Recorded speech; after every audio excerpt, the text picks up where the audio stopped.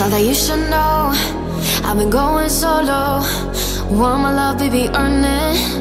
Yeah, dancing on my own. See if you can follow. Got me feeling alive. Watch me go, lose control. Is this real? All I feel. Break my signs every time. Let's be real, be real, be real. I do what I want. Ooh, I do what I want. Ooh, I do what I want.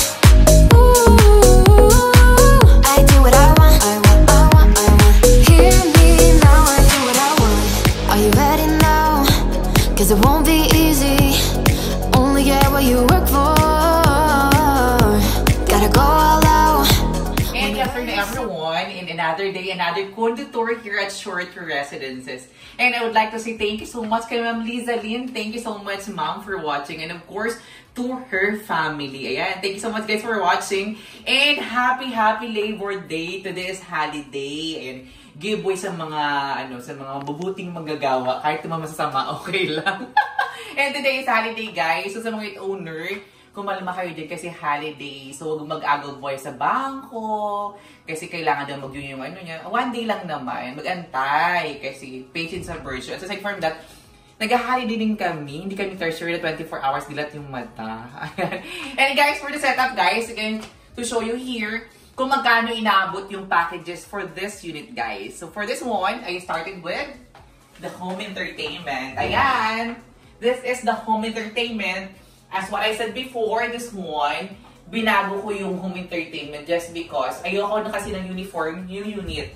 So, para may iba naman, so I have here a home entertainment, guys. And the good thing about it, iba naman yung wood na ginamit ko for this one. So, I just add here a double kind of wood.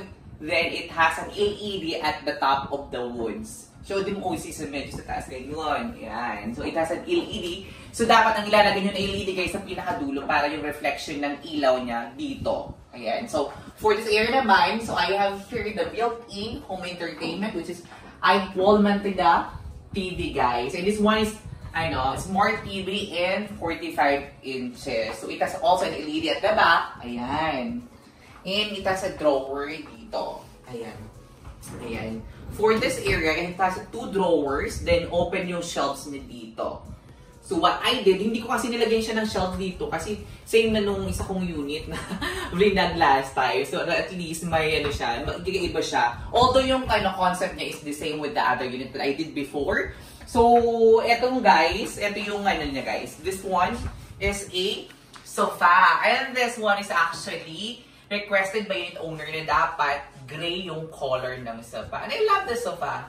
And aside from that, ang ganda ng sofa, ang laki. Then what makes this sofa is good kasi limited lang yung space. You still have at the center. Parang hallway siya. And of course, I have to add here a fringe mirror, guys. Ayan, ang ganda. Originally talaga, the budget was 300,000. But some of the items is pina-customize ni ma'am. So, it will make the unit most likely the amount of this furnishing. Everything inside the unit, this one is 331,000 to be exact. So, everything inside here. So, I have here a drop ceiling light. Ayan. May pin light siya. And one factor that you have to consider is the lighting feature inside the unit. It will make your unit more beautiful and more luxurious, guys. And make sure that every edges of the unit will be counted. Kasi yung iba nasasayang lang. Then yung iba kasi bulky yung ginagawa. So pangit na siya tingnan. So I have here a chandelier, which is very needed kasi this one is Family Suites B. So I just decided to have a fan light. And one thing guys that you, kasi lagi, sinesenter ko siya, yung chandelier niya. So, I have to do the rewiring guys for those unit owner hindi nila alam kung alam nila nilalagay lang yung fan light. You know what guys, I have to ask the technician to do it pa guys. Kasi I have to do the rewiring kasi kailangan ko center yung ilaw para center siya sa living area guys. Ayan. So, this is the dining area, which is I have the 4 chairs, and this one is marble top. Ayan, guys. Ang ganda nito. Ayan. So, long-lasting yung gamit in fairness. Yan ko lang siya ng konti. Ayan. So, for this area naman, guys, go here. So, this is the kitchen part. What I have here is the microwave holder. Then I have the 2 doors na refrigerator, and I have the LED here for the backsplash, guys. Ayan. Shadan! So let's go here in the toilet and bath. Come here. So for toilet and bath, I have just only here for the tempered glass na enclosure. Then I have the heater. I have the overhead cabinet. Lagayan siya ng mga towel, mga tissue, or if you do the Airbnb later on, then you have the closet para sa mga lagayan nyo ng sabon, whatsoever, sa mga Ayan, then I have here the washing machine. Ayan, for washing machine. Ayan, for toilet and bath, guys, ganyan lang, guys. So, for those unit owner na you want this kind of setup, this one is 331 packages, everything inside the unit, guys. Then, some of items are customized. If you want also some customized, then you just ask me kung how much, then you just add. Ayan, so go here.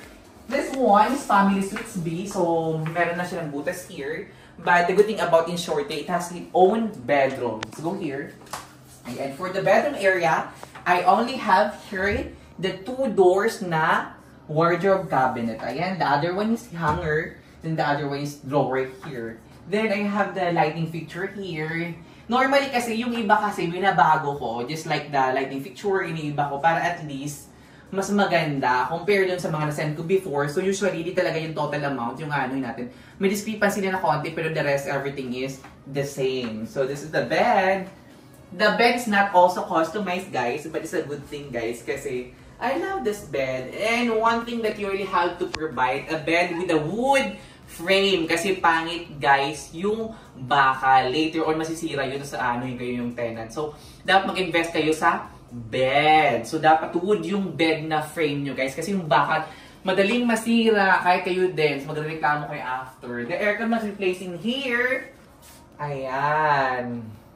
And kay Ma'am Lisa din. And hopefully, Ma'am, nag-enjoy kayo naman sa unit mo. Ayan. So, see you sa mga kamag-anak ni Ma'am on weekend. So, I just take a video after this so I can send to the unit owner. So, this one is, I don't know if you're going to rent it out for daily. So, for daily, guys, I'll show you the amenity very quick. So, for this is the daily, guys. Kasi this one is a amenity view. Oh my gosh. Shadan!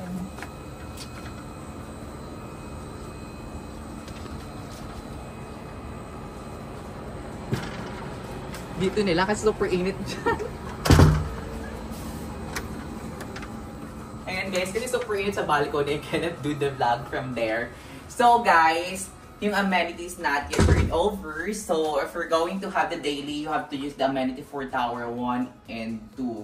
So much better if you do the daily in Tower 3 and 4. Please assure that you have to inform your tenant na ang amenity na kailangan nilang gamitin is from Tower 1 and Tower 2. Kasi maybe later on, magagat yung time kasi medyo malayo yung lalakarin. Kaya, if you want also the long term, much better, guys. Kasi you know what? Chinese people, they don't care and they don't mind as long as may stayhan sila compared to Filipino people. So, guys, that's for today and happy Labor Day sa mga anak din. Ganun na din. Bye-bye! Thank you so much!